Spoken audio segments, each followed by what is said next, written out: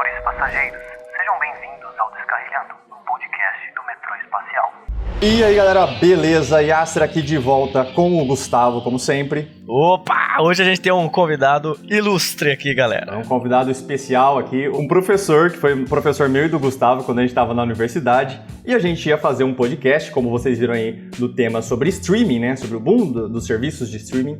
E ele é o cara mais ideal para falar sobre esse assunto, que era exatamente algo que ele sempre comentou, sempre falou com a gente durante o nosso curso. Então a gente falou, por que não tentar, né, chamar ele para vir aqui, falar um pouco, dar uma aula pra gente, para vocês também. Então nós estamos aqui com o Guilherme. E professor, se apresente para as pessoas que não te conhecem aí do nosso podcast. Uma alegria estar por aqui. Eu acompanho, sou assinante, inclusive, procuro acompanhar os meninos nesse projeto bacana, assim, que é o canal, né, e também aqui no podcast. Estou muito feliz de estar aqui com vocês. Então eu sou o Guilherme, sou professor dos cursos de cinema da UFPEL, que é a Universidade Federal de Pelotas, que é onde os dois se formaram, né? Fica aqui no sul do Brasil, é um curso que já tem 13 anos, vai fazer 14 anos agora ano que vem. Tem duas formações em audiovisual, né? Uma que é cinema de animação, específica em animação, e outra mais focada em live action, né, que é o cinema e audiovisual. Então são dois cursos diferentes, um em cada área, os dois se relacionam, né. É uma proposta bem bacana, assim, a gente gosta bastante. Eu passo por várias áreas, mas dentre elas imagem digital, né, questões técnicas, assim, da imagem digital, também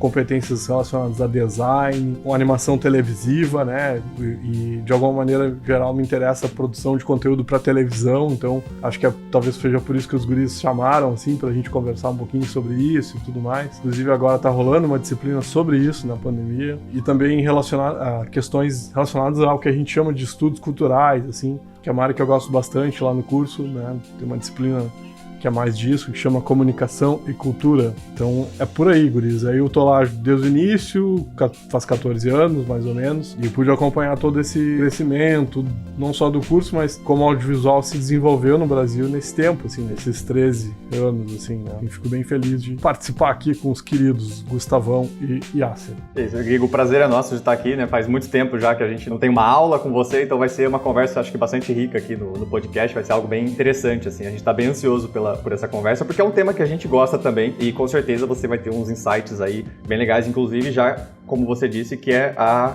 aula que você está dando no momento, né? Então é algo que você já deve estar pesquisando e está com muita mais informação do que a gente, então vai ser bem legal entender um pouco melhor sobre isso.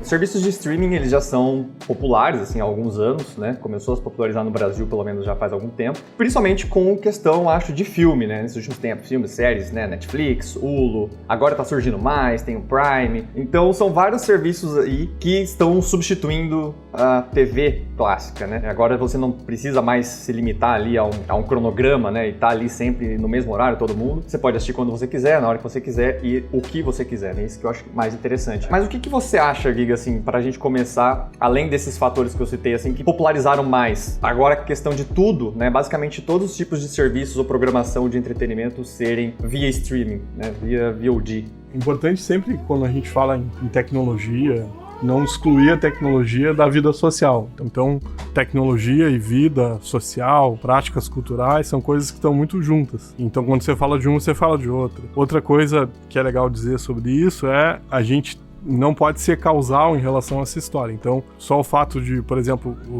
você ter uma tecnologia de distribuição audiovisual hoje por IP, né, por dados e tal, que está no cerne de toda essa alteração, não há como ignorar um passado da própria televisão e de entender, na minha opinião, assim, tudo isso que a gente está vendo e tudo isso que vocês falaram aí no início como uma espécie de nova televisão, uma televisão 2.0, como queiram chamar, assim, né? Mas eu acho que é possível e perfeitamente possível pensar esse espaço como um espaço televisivo, óbvio, não do mesmo jeito que esse espaço se configurava na TV tradicional, né? Então existe uma alteração de tecnologia, mas ao mesmo tempo você tem uma espécie de genealogia, de camadas que continuam existindo, assim, que são muito importantes para essa tecnologia existir do jeito que ela existe. Uma série de aprendizados sociais, assim, que faz com que as pessoas usem ela desse determinado jeito. E existe uma transferência de saberes, de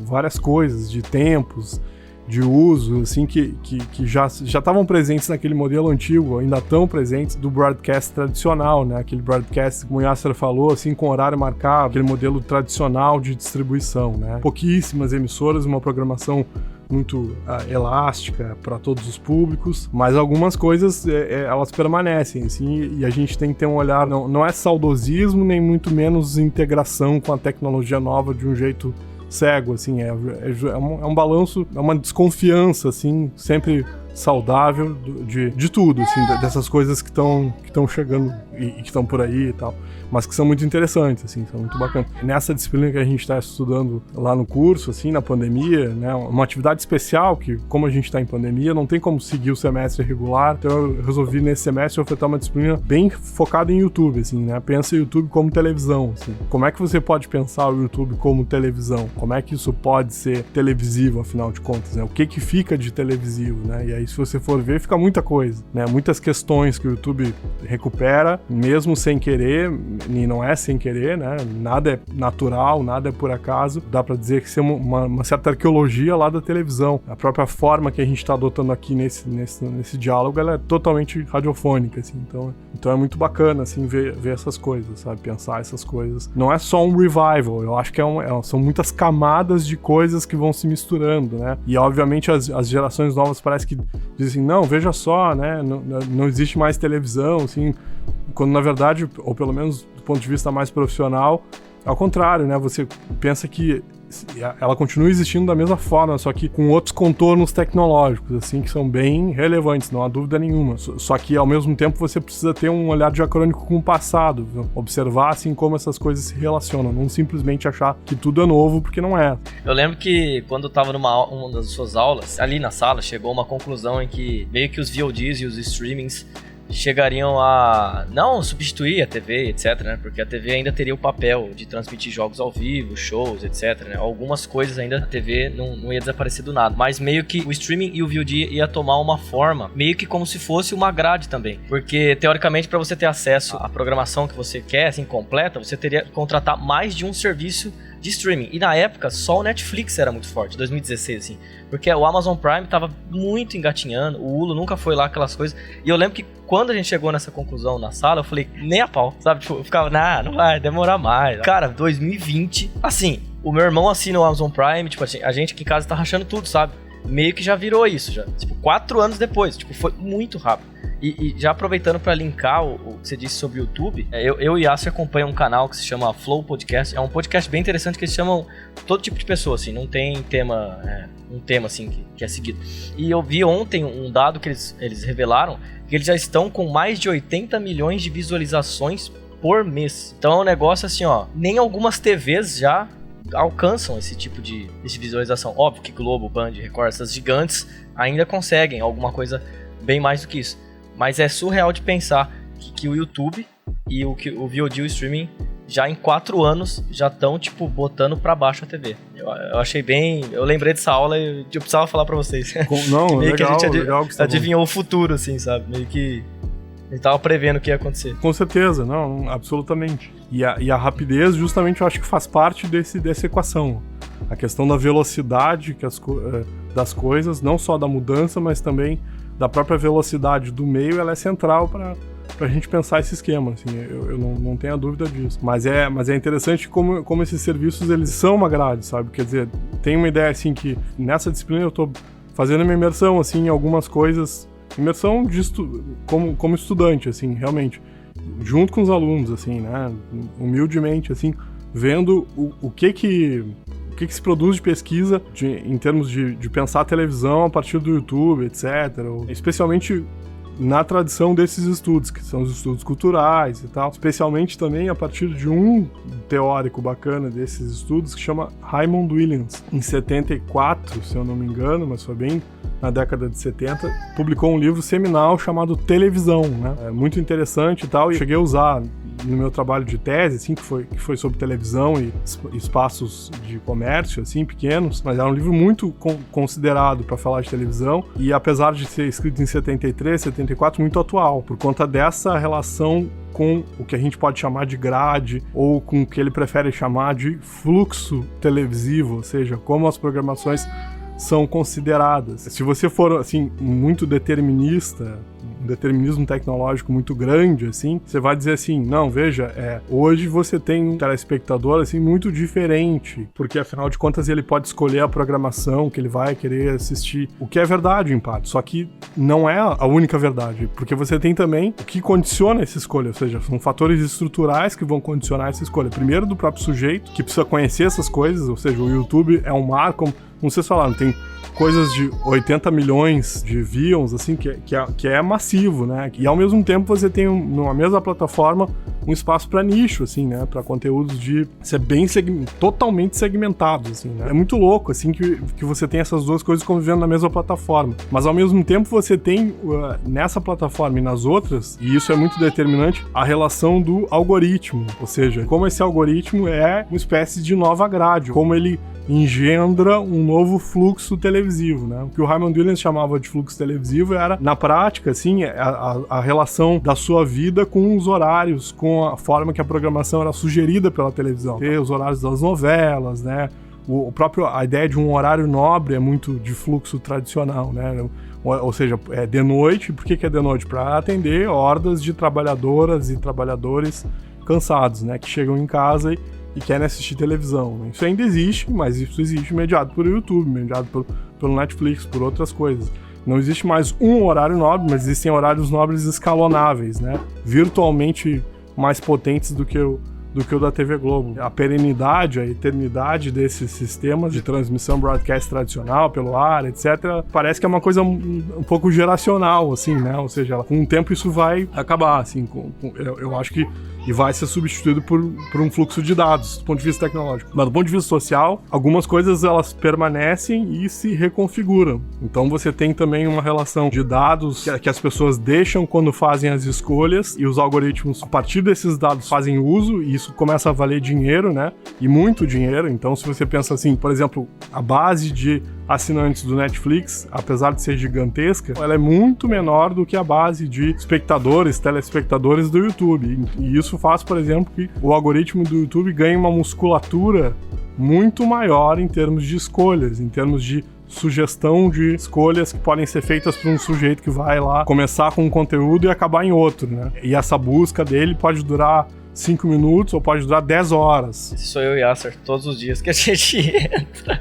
Eu achei legal que você falou assim, que tipo, às vezes tem que sempre pegar pelo aspecto, às vezes, social, né? Eu também ver o comportamento humano, porque afinal, tipo, às vezes pode ter o melhor sistema tecnológico e tudo, mas vai depender sempre do que as pessoas estão dispostas a consumir ou dispostas a usar, né? Então é legal às vezes pensar, tipo, tá em crescimento desde muito tempo já, mas o quanto cresceu esse ano só por causa da pandemia, só do fato das pessoas estarem em casa, mesmo elas tendo que trabalhar, mas tipo, só de estar em casa já se consome mais YouTube, mais Netflix, sempre tem esse lado de coisas que estão fora do controle às vezes dessas empresas, mas que podem influenciar também o tanto que elas são consumidas, né? E mesmo no lado da tecnologia, assim, eu achei interessante que você falou também, porque você falou, é a nova TV, né? Tipo, é a TV 2.0. E é igual pensar, você falou assim, o pessoal falando, a TV morreu, mas na verdade ela só mudou de tecnologia, né? É como se ela só tivesse tipo, saído de um aparelho que só transmite isso pra internet. Exato. Ela só está em outro lugar, mas ela ainda está ali, né? E com mais possibilidades de personalização, que aí entra no algoritmo que você disse, porque aí em vez de você ter que consumir o que jogam pra você consome aquilo que você tem mais vontade, né? Não que o algoritmo acabe não escolhendo coisas pra você também. Mas ele é muito mais competente no ato de sugerir coisas. Então é óbvio que esse fluxo vai ser muito mais rico do que era na TV aberta e não há dúvida disso, é imensamente mais rico.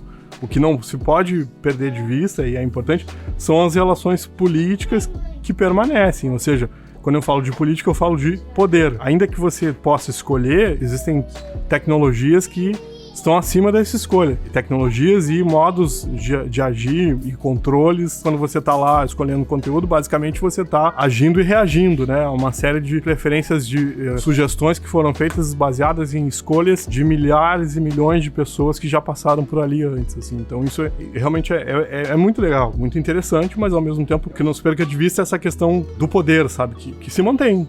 Eu acho que isso é bastante visível. Eu acho que não é tão perceptível, às vezes, nessas plataformas como Netflix, Amazon ou Disney, né? Porque eu acho que é um pouco mais discreta, justamente que entra naquilo, que o YouTube tem muito mais pesquisas e muito mais usuários, então ele tem um algoritmo muito mais forte, né?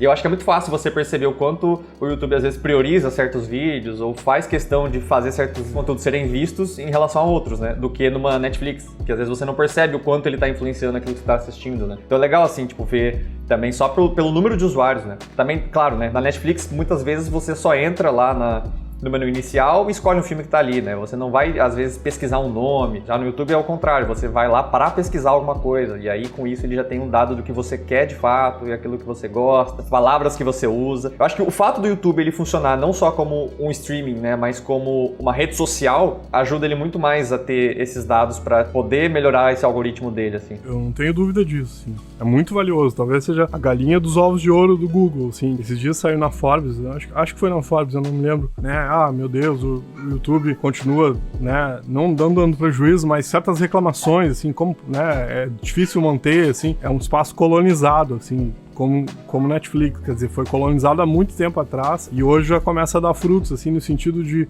um controle desse broadcast, né, da riqueza de uma inteligência coletiva lá, que é uma ideia que se tinha na pesquisa, ainda se tem, né, que quanto mais você usa, mais a coisa fica inteligente, assim, né, e aí a questão é que essa inteligência, ela vale muito dinheiro, ou seja, então quando você tá usando de graça, vocês sabem, não é de graça, é justamente porque você usa, né, e esse uso, a informação que esse uso gera vale muito dinheiro. Vale mais dinheiro do que o dinheiro. Por isso que essas coisas têm um acesso, entre aspas, gratuito. Eu acho que o Netflix e o Amazon são as duas que eu consumo, sabe? Elas são interessantes, e elas têm também a presença disso. E elas têm uma coisa, especialmente o Netflix, assim, parece um desejo de infinitude, assim, né? Então eles nunca dizem quantos filmes tem, assim. Por exemplo, se você pegar um serviço como o Telecine, aqui, da Globosat, eles dizem lá que eles têm mais de 2.000 longas pra você assistir, assim. O Telecine é como você ir numa locadora antigamente, assim, que é assim, você tem gêneros, e os gêneros são muito claros, etc, e estão colocados ali, e tem aqueles gêneros a lá Netflix, assim, né, filmes para você assistir comendo pipoca. Esse tipo de nome, assim, que não é comédia, romance, sabe, aquelas etiquetas que a gente tinha nas locadoras, é interessante, ao mesmo tempo estranha, né, porque eles não dizem quantos filmes tem, e ao mesmo tempo o que eles te oferecem na experiência de uso é esses nomes, assim, que são construídos a partir de outros usuários e tal, e não sei o que. É diferente, sabe? Se você pensar assim, a estratégia de Amazon é meio parecida com essa, e a estratégia de canais já mais antigos, assim, como Telecine, é bem diferente, assim, como eles apresentam conteúdo e como eles disponibilizam para você acessar, né? Então, aquela coisa mais catalográfica, você encontra no Telecine. É um modelo que é um pouco mais tradicional e é um modelo que te diz, a gente tem 2.000 filmes assim, pra você escolher. É bastante, mas são 2.000 filmes.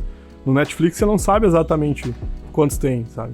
E você deduz, assim, que vai sair do ar, você tem que ver e tal. Eu acho que a estratégia deles é diferente nesse funcionamento, né? O Telecine, enquanto funciona como uma locadora, então o filme tá lá, independente dele ser alugado ou não, ele vai estar lá, se um dia você quiser ele tá ali, enquanto a Netflix, ela vê o que foi mais assistido ou menos assistido, e ela vai renovando esses contratos, né? E tirando e colocando coisas novas, né? Até porque tem muita série que ela mesmo produz, que ela faz uma temporada e cancela, assim, porque realmente não deu audiência e já foi. É por isso que eu acho que ela não revela muito esses números, né? Porque toda hora isso tá flutuando. Tá mudando.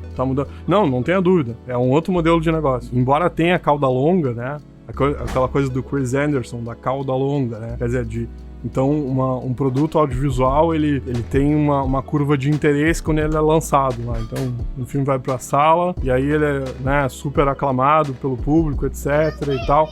Aí depois ele vai pra TV, igualmente, e tal. Vai pra outras janelas. E aí ele vai definhando, né, no seu interesse. Só que ele mantém um gráfico, assim, uma cauda bem fininha, assim, que é virtualmente infinita. Se você pensar em De Volta para o Futuro, que vocês fizeram, por exemplo, um episódio agora, que é bem legal, né, e que tem 35 anos, e mesmo com 35 anos, as pessoas continuam falando, quer dizer, é uma cauda infinita, né? Absolutamente infinita. É o que o Chris Anderson chama dessa cauda longa, né? E aí muita gente, inclusive o Netflix, inclusive o Telecine, inclusive o YouTube e o Disney Plus, etc., lucram com essa cauda longa. Só que me parece que o Netflix o foco não é exatamente esse, embora seja um secundário, mas é sim dessas produções, como o Yasser falou, das produções originais, tanto na chegada deles aqui no Brasil como produtores, que foi assim, quanto a ideia de que eu acho que todo o catálogo com o tempo vai ser deles, assim, 100%, né? Você não vai ter nada que não seja Origins.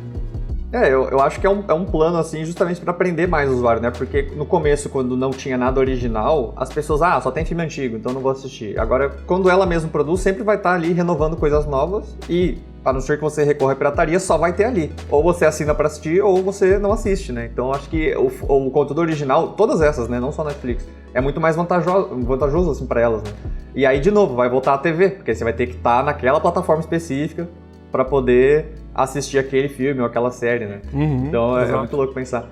Mas uma coisa assim que a Netflix acho faz diferente, né? Ela produz muita série, até ficou conhecida negativamente por isso, assim, que a Netflix faz muita série ou filme ruim. Porque eu acho que eles experimentam muito, né? Tipo, não é igual um canal de televisão que quando ia produzir uma série, eles tinham que ter uma certeza de que aquilo ia dar sucesso pra ter, tipo, 10 temporadas, né? Acho que a Netflix, ela já faz as séries com uma temporada só, 10 séries pra saber que vai cancelar 9. Isso. É interessante pensar, porque eles experimentam, então, o que é bom, porque tem muita chance de conteúdo de várias pessoas conseguirem produzir suas ideias, né? Mas também floda de conteúdos, né? Que você nem sabe mais o que você assiste, né? É louco também. Exatamente. E com o tempo vai flodar cada vez mais. Não tenha dúvida disso. E é diferente da estratégia do Prime, da Disney, assim, que fazem menos, né? A Prime mesmo não faz muitas séries, mas elas fazem séries de uma maior qualidade. Tanto que ela tem mais séries reconhecidas, né?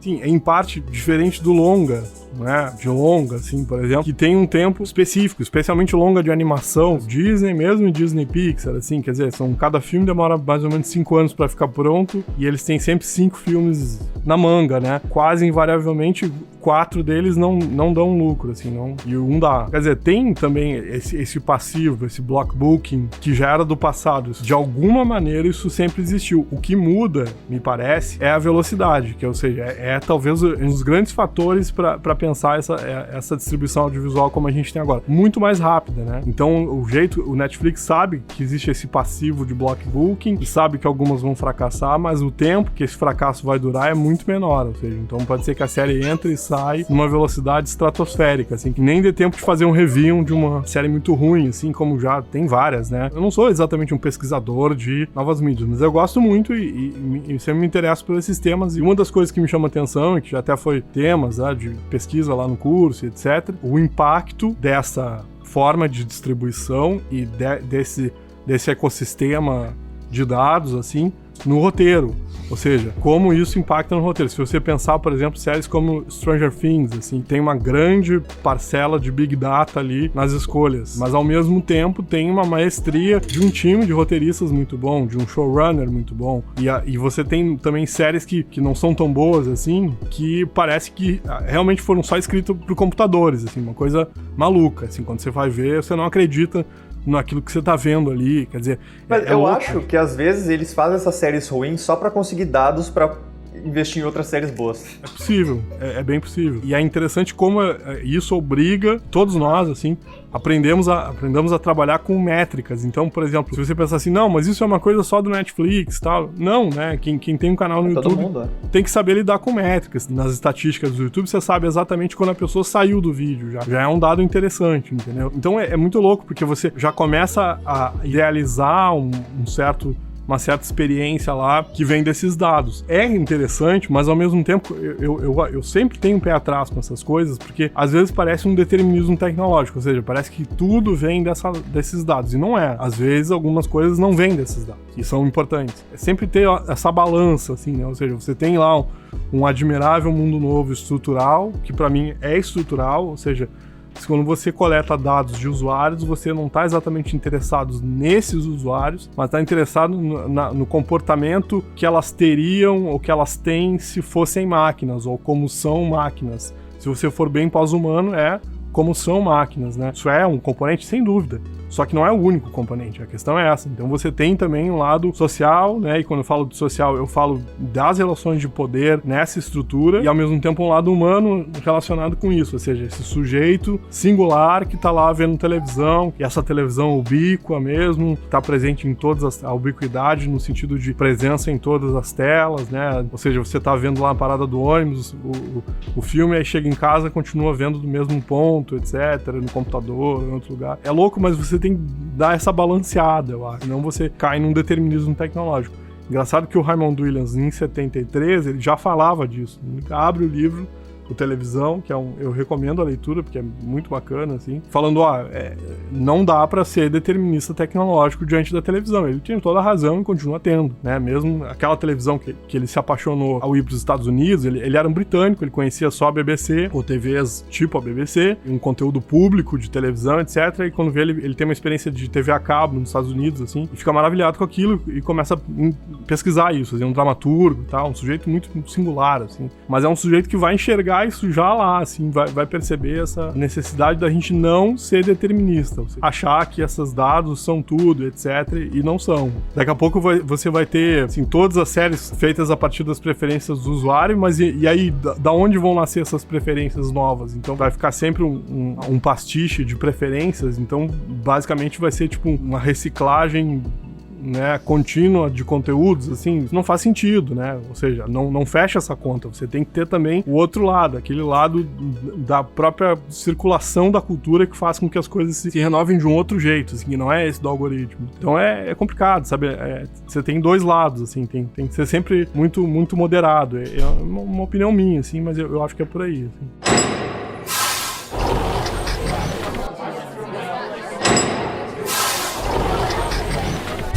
Eu acho que a gente não pode só ficar nos streamings de vídeo, sabe? Porque eu acho que o streaming tá meio que dominando uma boa parte, assim, do mercado. A própria música, né? A gente quase ninguém hoje em dia faz download de música, né? Uhum, com certeza. A rádio também deu uma decaída boa também. E a relação que os games têm com isso, né? Que é umbilical, né? Não tem... Eu ia até entrar nessa, porque assim, claro, né? O Spotify, etc, todos os serviços já estão meio que consolidados aí também, já estão bem fortes. E eu lembro que eu tava no restaurante universitário aí com o Yasser. Que ano que era? 2017? Foi 18, eu acho. 2018. Acho que 18. A gente tava lá e aí o Yasser, você viu que o Google lançou um videogame que você não precisa ter um videogame físico? Aí eu fiquei, que? Como assim, Yasser? Impossível, sabe? Tipo, não. E aí ele explicou pra mim que era... Foi louco. Que era, eles renderizam lá no servidor deles, etc, tá em nuvem. E eu lembro que eu fiquei abismado, tipo assim, eu não aceitava aquele fato. Parênteses pra compartilhar essa história, porque foi bem assim mesmo. A gente tava indo pro RU, tava no meu celular e eu vi a notícia, Google Stadia será um console por streaming, sem versão física, não sei o que. Eu li isso e eu fiquei, o que é isso, tá ligado? Aí eu falei pro Gustavo e ele teve essa reação, ele falou, o quê? Como assim? Não é possível, é impossível, isso não existe, não tem como fazer isso. E a gente ficou, tipo, a discussão inteira, assim, durante o almoço, conversando justamente sobre a possibilidade de como isso, assim, é inconcebível pra gente, né? Porque, sei lá, a gente sempre pensa em música, filmes, é um negócio que tá pronto ali, né? Já tá renderizado, tá bonitinho, é levinho, você transmite e tal. Aí você pensa, como é que os caras vão fazer isso com um jogo que renderiza em tempo real, negócio? É absurdo, assim, sabe? Que você controla. A ideia é muito louca. Mas é legal pensar que a gente já tem, tipo, música, séries, filmes, curso, tem tudo por streaming hoje, né? E os conteúdos do YouTube, da Twitch. E agora só faltava meio que os games, assim, dessas mídias de entretenimento, né? E agora tá chegando pra se tornar uma realidade. Aliás, né? Com o Google Stadia, ele já tá disponível, já é uma realidade. A Amazon já anunciou o dela, que vai ser o Amazon Luna. A Xbox já tem. Logo vai entrar, sei lá, Nintendo e PlayStation nisso. É bem capaz de uma empresa do tamanho do Facebook entra, porque se a Amazon entrou, não tem por que o Facebook às vezes não tá pronto, sabe? Ele tem a capacidade, ele tem os servidores, ele tem o interesse, né? Ele já tem o Facebook Gaming pra competir com a Twitch, ele já tem o Oculus Rift. Sim, digamos que de um ano pro outro ali, que tinha 3 empresas de games, né? Nintendo, Xbox e PlayStation, agora já tem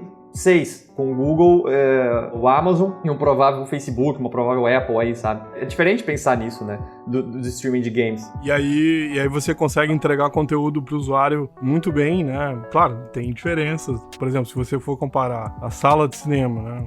Com a sua experiência 4K em casa, assim, a sala de cinema ainda é superior, assim, né, e provavelmente continuará sendo, do ponto de vista tecnológico, assim. Mas é impressionante, assim, se você comparar a forma que se entregava conteúdo 1K, assim, 1080p, pra forma que se entrega conteúdo 4K, assim, o salto que houve, né? Enorme, assim, de espaço de cor, de tudo, assim, né? Então, do ponto de vista técnico mesmo, cromático. E antes não era possível porque a banda era estreita, aí a banda vai alargando e isso vai ficando possível. E aí daqui a pouco você tem a necessidade de ter por exemplo, agora está saindo o PlayStation 5, né?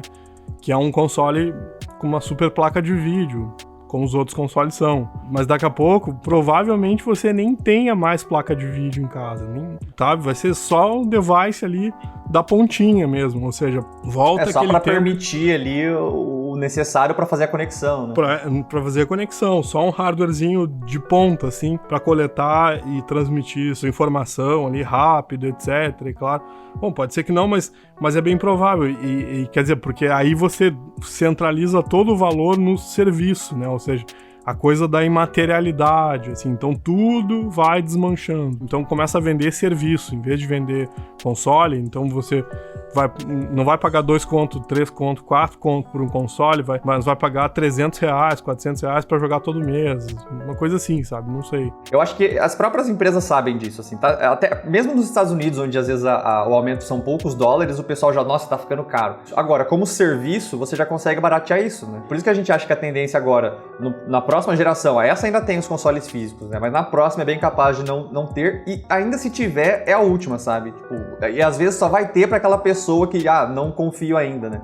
Mas provavelmente vai ser bem em menor escala. Não, sem dúvida nenhuma. E eles estão investindo muito em serviço, porque, por exemplo, o Xbox mesmo, eles têm o Game Pass, né? Que você paga uma mensalidade e você não precisa comprar jogos. Você tem uma biblioteca, como se fosse uma Netflix de jogos ali pra você jogar. E custa R$45 por mês, sabe? É muito, muito mais barato do que você comprar um jogo de R$350 todo mês. Claro, não vai ter todos os lançamentos, né? A Microsoft coloca os lançamentos dela, dos exclusivos dela e muitos outros com empresas que elas têm parceria.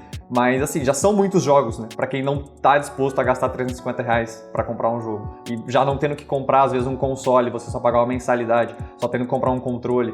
E você se prende, né? Já que você tá numa assinatura ali, dificilmente você vai, às vezes, assinar 2 ou 3 ou 4 consoles, você vai assinar um. E aí você tá ali todo mês pagando, independente se você joga ou não. Eu acho que esse é o ponto, assim, né? Eles estão sempre tentando fazer uma assinatura. Uma coisa que você assina e esqueça que você tá pagando e fica ali pra sempre com eles. Exato. Né? Do que você tem que todo mês pensar em estar comprando alguma coisa. É exatamente isso. Quanto mais corporal esse serviço for, melhor pra eles. Então, quanto mais orgânico, entre aspas, isso for, melhor pra indústria, assim, e melhor pra esse pensamento de serviço. Os games estão caminhando, já caminharam, já estão pavimentados já para esse caminho de serviços, assim, né? O que vão esperar dos usuários é basicamente esse plano de assinatura que eles podem regular, mas eles não vão estar entregando hardware, eles não vão estar entregando mídia física com software dentro, quer dizer, isso é inviável, eu diria mais por uma questão de patrimônio do que outra coisa. A pirataria existe graças à mídia física, assim. Elas começam a ter mecanismos muito potentes de controle, assim, que não são tão simples de burlar. Eu não diria nem pela dificuldade, às vezes, porque às vezes a pessoa até dá um jeito de piratear o jogo e tal, mas acho que pelo preço mesmo. Porque, R$45 por mês, você não vai se dar o trabalho, às vezes, de piratear, sabe? Não vai se dar o trabalho. Fica mais fair e você pode contratar, tá ali no sofá, etc, já contrata e não sei o quê. E você pode cancelar, no pior das hipóteses, né? Tipo, você assina um mês, joga e cancela. E aí a política de preço fica mais justa, mas ao mesmo tempo fica mais flutuante, né? Porque eles podem dar uma louca e aumentar o preço loucamente. Isso pode acontecer, assim, né? Assim como acontece com software já, né? Software profissional, vocês sabem que é assim que funciona. Quer dizer, se a indústria quer aumentar o preço, aumenta e já era. Mas que tá caminhando que os games estão caminhando para serviço, não tenha dúvida, assim. O que é bom, assim, o que é bacana. Mas ao mesmo tempo, e é interessante pensar, você tem possibilidades, diria assim, mais claras, mais abertas de inserção de novos negócios, assim. Então, eu me lembro que o Play 3 era muito mais complicado de ter lançamentos independentes do que o Play 4. Hoje você vê lá na loja do PlayStation, você encontra vários jogos brasileiros para Play 4. Isso ficou bem acessível, assim, né? De você conseguir lançar um game sendo independente sem precisar de uma distribuidora, né? Diretamente já no console. De você ter um cross-device, assim, né? Então, e é isso, né? É bacana isso, é interessante, porque abre portas especialmente pra gente que forma profissionais que trabalham na indústria, assim, abre porta para novos negócios, para novas oportunidades, para outros experimentos. Se você tiver um serviço e se esse serviço permitir espaço para novas ideias, assim, ajuda. Não digo que é maravilhoso, assim, porque nada é maravilhoso. Sou um pouco cético, assim, mas ajuda, assim, acho que ajuda bastante, assim, você ter isso. Porque, por exemplo, para você desenvolver um game de Super Nintendo lá no passado, você tinha que ter um kit de desenvolvedor que era caríssimo, assim, então só alguns tinham, assim, então era uma coisa, assim, inalcançável quase. Mas já não é mais assim, hoje você consegue desenvolver relativamente fácil a partir dessas tecnologias, assim. O acesso a elas não é tão difícil quanto era, e isso contribui para que mais pessoas entrem para a indústria e contribui também, eu diria, e talvez seja um dos pontos mais nevrálgicos dessa relação, que as pessoas paguem por conteúdo. Isso é uma coisa importante, sabe? Eu acho importante. Então, ainda que seja pouco, que você tenha esse costume, não é nem cultura, é costume mesmo, de pagar por conteúdo, né? Que a gente isso não é uma coisa muito usual no nosso modelo midiático. Assim. As pessoas não estão habituadas a pagar por conteúdo. Não estão habituadas. Mas elas estão se habituando, né? E isso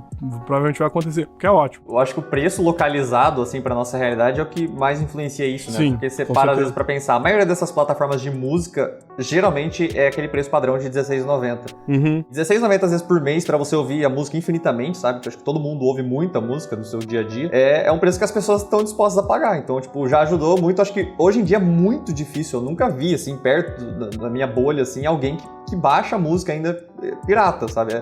Literalmente todo mundo assina algum dos serviços, né?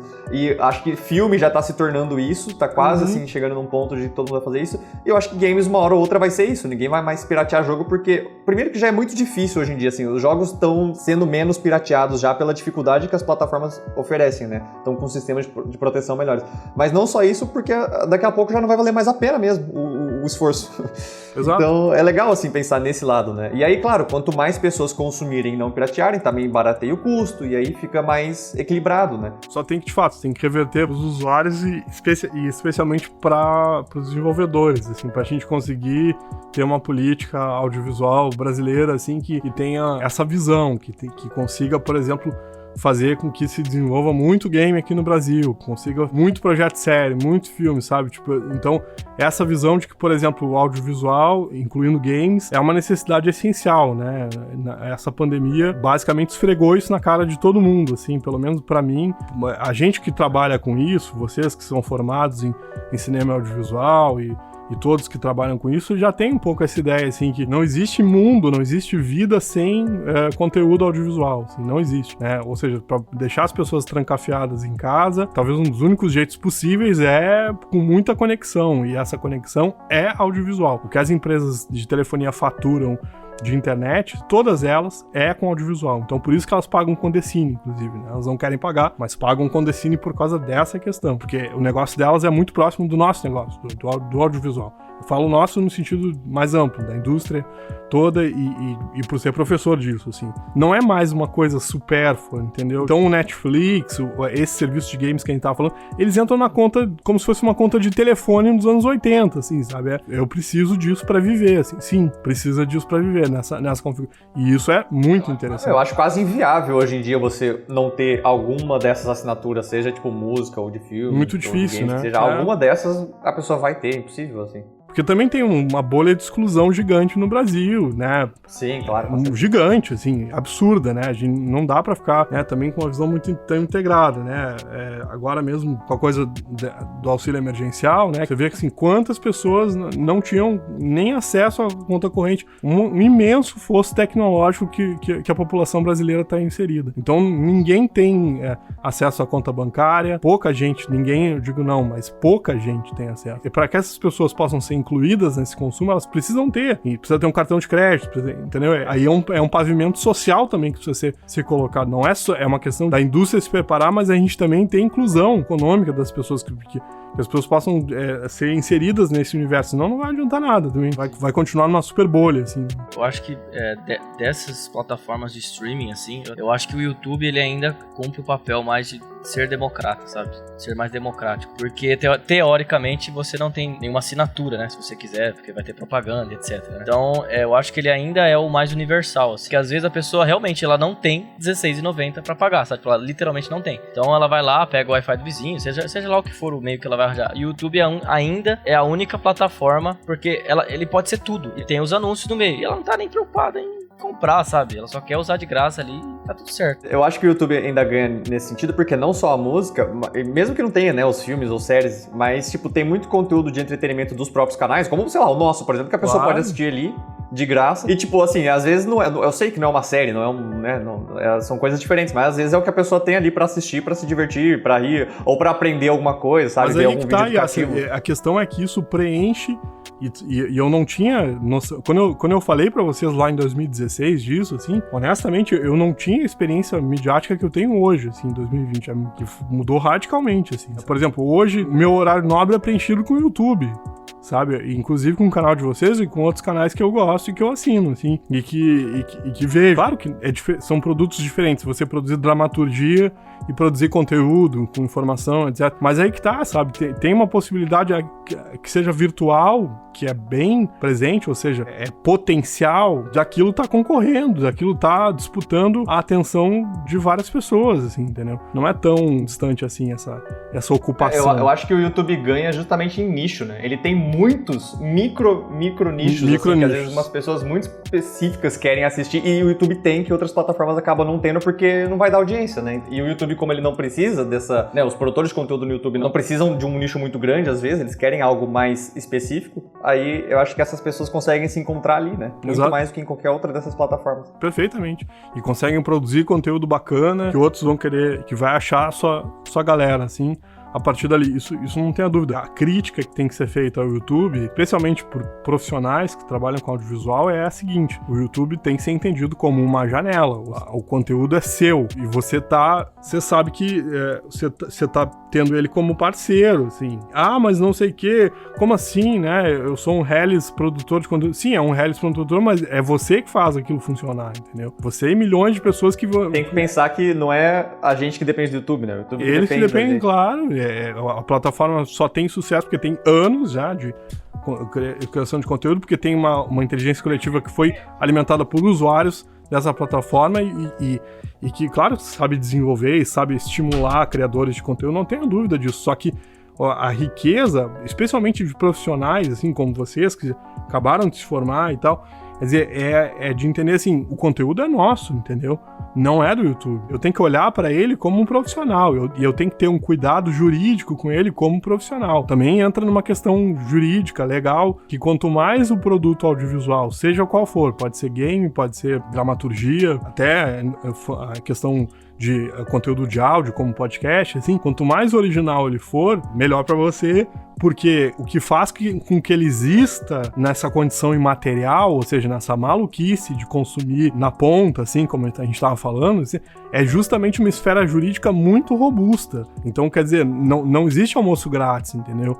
Então, se você colocar um conteúdo que não é original no seu conteúdo, com exceções, e qual é a exceção? A exceção é que você tem licença para isso, ou se esse uso de alguma maneira é regulamentado, um fair use. Se o conteúdo for seu, você vai longe, assim. Essa consciência, para mim, ela é central, assim, é central para quem produz conteúdo no YouTube. Estou orientando um menino que vai fazer trabalho, o TCC dele, sobre o impacto do artigo 143 lá da União Europeia nos youtubers brasileiros, assim, como eles ficaram de orelha em pé, né? Vocês estão por dentro disso, né? Que o Parlamento Europeu fez uma proposta de lei, assim, de que todo conteúdo de imagem e de som de terceiros deveria render royalties para esses terceiros. Então, se você coloca lá no seu cenário do YouTube uma coisa de terceiros, você, em tese, teria que pagar para eles. Isso não passou lá, mas foi interessante para criar uma espécie de alerta para os youtubers brasileiros que jamais pensavam nisso, assim. Essa existência jurídica do conteúdo, ela sempre vai existir.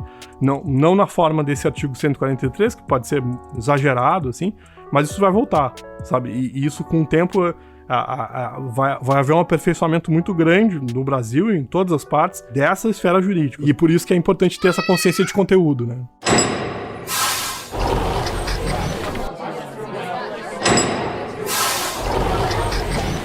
Legal pensar agora como todas essas possibilidades, né, do streaming, seja o YouTube, né, as versões grátis de YouTube e Twitch, seja Netflix, Amazon, Disney, seja games, o que quer que seja. Agora você misturou muito essas empresas e esses competidores, né? Eu acho até que tem uma fala do presidente da Xbox, que é o Phil Spencer, que ele falou, tipo, a gente a PlayStation e a Nintendo já não são mais nossos competidores, né? Porque agora eles já competem com todo mundo, né? Já compete com a Netflix. Às vezes você tem tudo por streaming, eu posso ou assistir a Netflix ou jogar um jogo. Então você já não tá mais competindo com a Sony, você tá competindo com a Nintendo, você tá competindo com livros, você tá competindo com música, você tá competindo com absolutamente tudo, né? E ele ainda vai um pouco mais além, né? Fala que agora nossos maiores competidores são a Amazon e a Apple, né? Porque ele já viu que essas empresas também já estão entrando nesse mercado aí pra fazer games e tal. Então é interessante pensar o quanto, assim, de 2 anos pra cá se expandiu tanto a ponto de que agora todas essas grandes empresas que tinham uma ou 2 concorrências têm 15, 20 concorrências do dia pra noite, assim, né? Digamos, entre aspas, do dia pra noite. É interessante pensar que agora essa competição aumentou e isso acaba sendo bom pro consumidor também, né? Porque, querendo ou não, eles vão ter que fazer mais vantagens para que a gente fique naquela plataforma, naquele serviço deles, assim. Eu acho que sim. Não é uma miríade, assim, de vantagens. É muito difícil, assim, e a gente sempre tem uma relação de poder. Essa relação de poder é bem perversa. É porque, no fundo, eles querem nosso dinheiro. É óbvio. Não, querem dinheiro a todo custo, né? Então não é bem assim, sabe? Inclusive o próprio YouTube, né? Que faz com que muita gente produza conteúdo de graça pra ele. Então, se você não tem a mínima consciência que você tá fazendo isso, você tá trabalhando de graça, assim, quer dizer, não é o caso de vocês e não é o caso de boa parte das pessoas que produzem conteúdo. Mas é isso. Tem lá, então não existe almoço grátis. Mas ao mesmo tempo, eu vejo assim que nem tudo também é uma desgraça, né? Muito pelo contrário, eu acho que essa concorrência múltipla de mídias, etc., acaba favorecendo quem quer desenvolver coisas novas e quem quer entrar no mercado e quem quer se inserir, sabe? Eu digo isso por ter feito faculdade, por exemplo, quase 20 anos atrás, assim. Não parece tanto tempo assim, mas ao mesmo tempo parece, né? Essa coisa maluca do tempo. E nem se pensava nessa possibilidade de fazer o que a gente tá fazendo agora. Nem próximo disso, né? Então, as gerações que entram na faculdade agora, por exemplo, né? Que é o caso de vocês que saiu agora da faculdade, apesar de ter muitos desafios, tem mais possibilidades. Eu acho que sim, sabe? E esse cenário, ele favorece isso de alguma maneira. Ou felizmente, ele depende disso. Então, quanto mais serviços, é melhor para quem produz conteúdo, sabe? Honestamente, é melhor.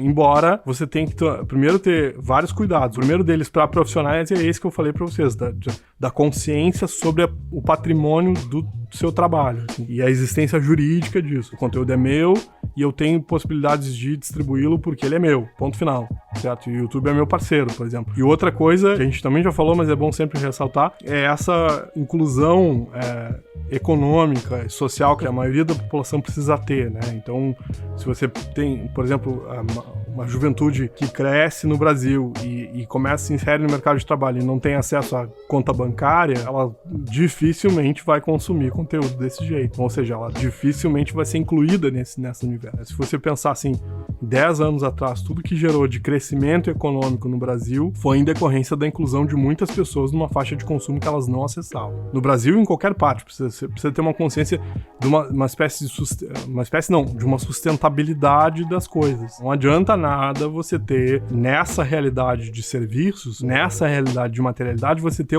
uma horda de pessoas que não podem consumir. Ou seja, você precisa ter uma horda que consomem. Se você comparar o custo do Netflix no Uruguai, aqui do lado, né, com o Brasil, no Uruguai é muito mais caro, assim. E por que no Uruguai é mais caro? Porque tem menos gente. A gente tem mais gente e aí barateia o serviço. Quer dizer, então, e quanto mais gente puder consumir as coisas, mais vai baratear, não tenha dúvida disso. E só que para ter gente consumindo, você precisa incluir as pessoas. E isso é política. As empresas não vão fazer isso. Assim. O YouTube não vai fazer isso. É parte da nossa consciência também, de entender justamente esse jogo. Porque, igual você falou, né, que não tem almoço grátis e que a gente tá sendo parceiro do YouTube, né? É engraçado quando você pesquisa, às vezes, você vê esses canais que dão dicas, né? Tipo, como monetizar seu canal, como ganhar dinheiro com seu canal, como crescer, não sei o quê.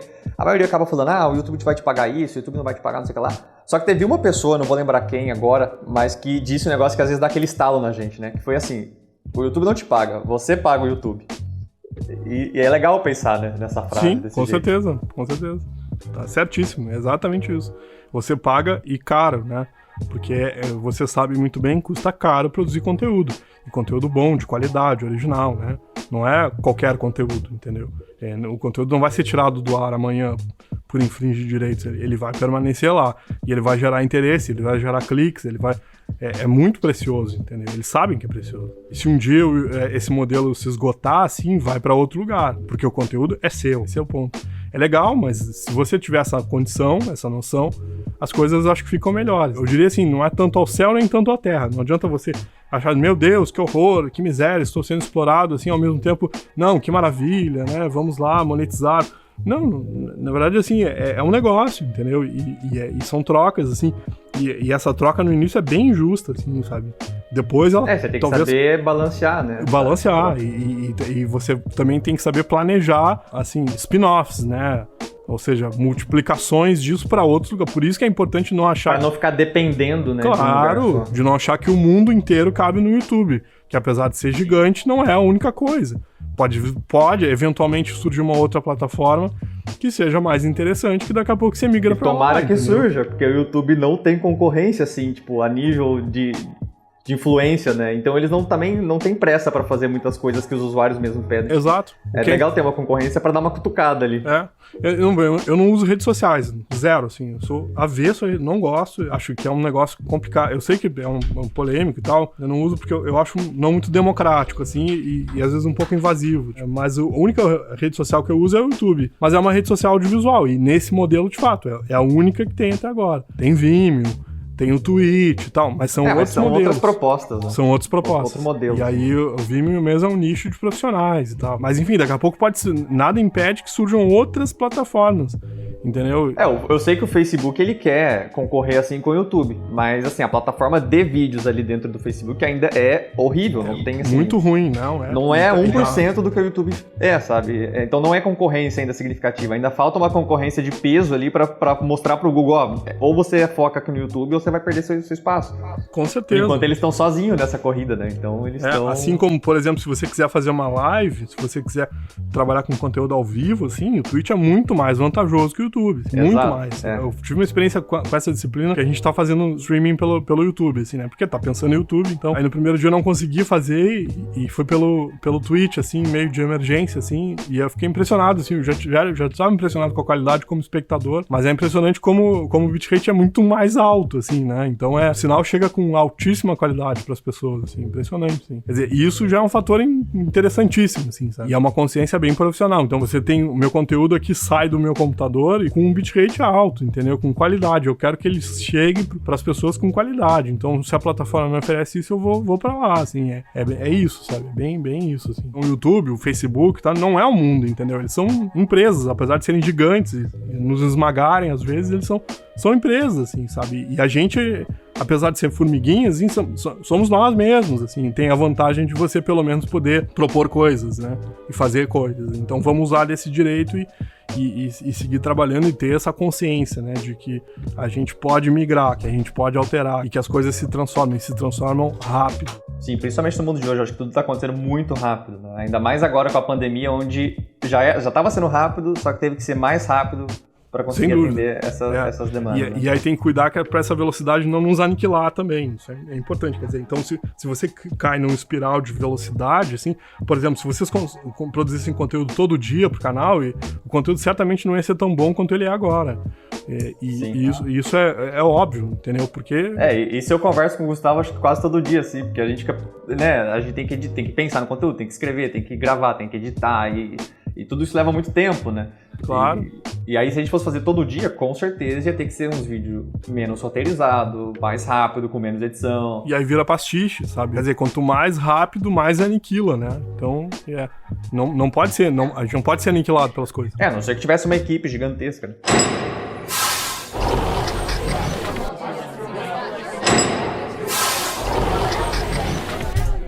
Mas, Giga, então, pra gente ir pra uma finalizada aqui, uma pergunta bate-bola, jogo rápido. Nesse mundo aí de streamings, né? Seja games, seja filmes, o que seja. Qual empresa você acha que tá com a bola toda, assim, pra dar uma cartada boa nesse mundo de streaming? É difícil, sabe? Eu não apontaria nenhuma. Eu sou muito cético, não, nenhuma, assim. Se você pensar num quadrante, assim, inovação, liderança, umas às vezes aproximam, outras afastam e tal. O que dá pra dizer, assim, é uma opinião pessoal mesmo, do meu ponto de vista, assim. Eu acho que empresas que oferecem serviços para as pessoas, como, por exemplo, o Google, por exemplo, Netflix, sei lá, Amazon, serviço, ou seja, entende um sujeito como um consumidor, entendeu? um consumidor de mídia, e então que vai receber esse serviço. Esse é o ponto. O ponto da empresa é oferecer serviços, facilidades, tecnologias, brará, brará. Elas são ligeiramente melhores do que empresas que estão interessadas em colonizar a mente das pessoas, por exemplo. Então a diferença entre o Facebook e o Google, por exemplo, para mim é essa. Não existe mocinho e bandido, longe disso, mas existe uma clareza de serviços no Google, por exemplo, que o Facebook não tem, assim, sabe? Não tem, e que já se enrolou feio por causa disso. O WhatsApp, para mim, é uma tecnologia muito complicada, assim, muito complicada, a meu ver. Eu não uso, assim. Eu acho complicado. As pessoas se apavoram. Como assim? Não uso o WhatsApp? Não uso, assim, não acho legal. Quer dizer, se você pega o Zuckerberg diante do Parlamento Europeu, britânico, desculpem, com o escândalo do Cambridge Analytica, assim, se você olha uma foto dele diante dos juízes lá na corte, você parece um teenager, sabe? Parece um sujeito, assim, de... né, universitário de Harvard. Ai, desculpe pelo que eu fiz, assim, pelo amor de Deus, né? Isso não pode acontecer, entendeu? Não é coisa de teenager, é uma empresa que é multibilionária, assim. Eles sabem muito bem o que estão fazendo, mas parece que estão indo por um caminho muito estranho, assim, sabe? Que pode fazer com que a internet fique limitada a essa rede, que é horrível, né? Então, se eu quiser criar alguma coisa diferente, eu não posso. É péssimo isso. Ainda mais parando pra pensar que eu acho que o Facebook, ele tem atualmente 2 bilhões de usuários, né? Tipo, é muita gente, tipo, é 1/3 do mundo, assim, tipo... Aí oferta o Facebook de graça, se você não tem crédito, você consegue usar. Mas eu acho que empresas que focam em serviço tem mais longevidade. Não sei se podem... o Facebook lucra mais, assim, eu não sei. Pode até lucrar mais, talvez, mas talvez esse lucro vire um castelo de cartas, entendeu? Daqui a pouco o bicho Mas pega, eu assim. acho que eles mesmos estão tentando sair dessa e ir pra essa área de serviço. Eles não têm nada ainda nesse sentido, mas eles já estão tentando ali meio que competir com o YouTube. Eles já estão criando ali uma competição pra Twitch também com os vídeos ao vivo de gaming. Inclusive, tipo assim, pagando para streamers famosos migrarem pro Facebook Gaming, sabe? Então acho que eles estão querendo, tipo, dar uma distanciada disso, sabe? Eu acho que eles estão percebendo isso e querendo não focar só nisso. Porque eu acho que eles sabem que vai ser prejudicial para eles a longo prazo. Com certeza. Se metendo numa seara muito feia, assim, muito difícil.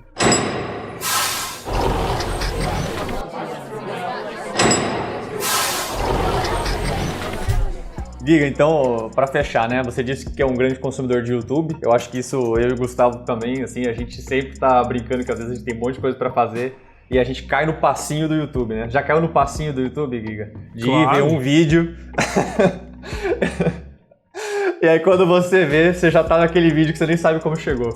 Nem sabe como chegou, foi o tema da aula passada com a galera, exatamente. Ah, que legal, tipo, de ir só seguindo assim no fluxo do YouTube. Não, com certeza, absolutamente, é o passinho do YouTube. E é um passinho do fluxo do YouTube, muito louco, assim, né? Nem o Giga escapa do passinho. Não escapo. E aí com isso me convenceu, não, é isso aí, entendeu? É televisão, pra mim. Eu fui formado, a minha geração foi formada em televisão mesmo, assim. Eu acho que pra finalizar mesmo, assim, a frase que eu acho que... A conclusão que eu acho que chega assim, que a TV, de fato, ela não morreu, né? Ela só foi transferida e expandida, né? Porque hoje a TV, né, aqui pensando, ela não é mais só um filme, uma série ou um programa, né? A TV é justamente tudo isso que a gente falou. A TV é música, a TV é games, a TV é livros, a TV é tudo que você consome, né? E ela tá em todos os lugares agora. Então é legal pensar que a nossa ideia de TV agora é diferente, né? Quem produz conteúdo para YouTube tem obrigatoriamente uma produção para televisão, assim, ou seja, herda todo um passado, dialoga com todas as linguagens que um dia alguém já fez. Não é... Então é isso. Quer dizer, existe uma nova televisão, mas é televisão. Dá para chamar de televisão. Atenção! Entrando no hiperespaço em 3, 2, 1...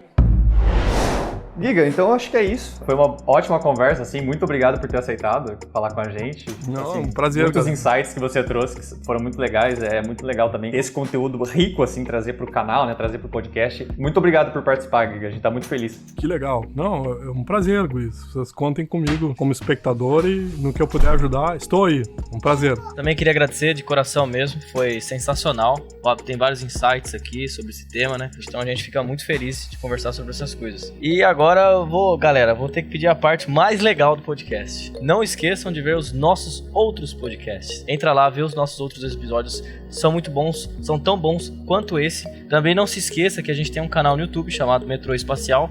Entra lá, se inscreve, vê lá o conteúdo que a gente produz, porque não é só podcast. E também siga a gente nas redes sociais. No Twitter a gente se encontra como Metrô_Espacial e no Instagram e no Facebook, @Metrô Espacial.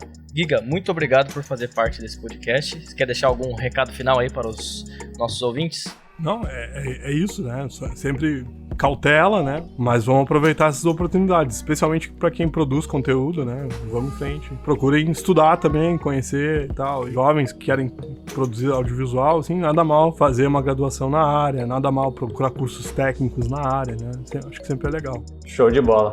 É isso aí então, galera. Até o próximo episódio e fui!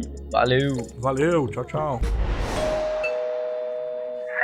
passageiros, muito obrigado por nos acompanhar até o final. Tenham uma ótima semana. Este podcast é produzido e editado por Beyonder, produtora audiovisual.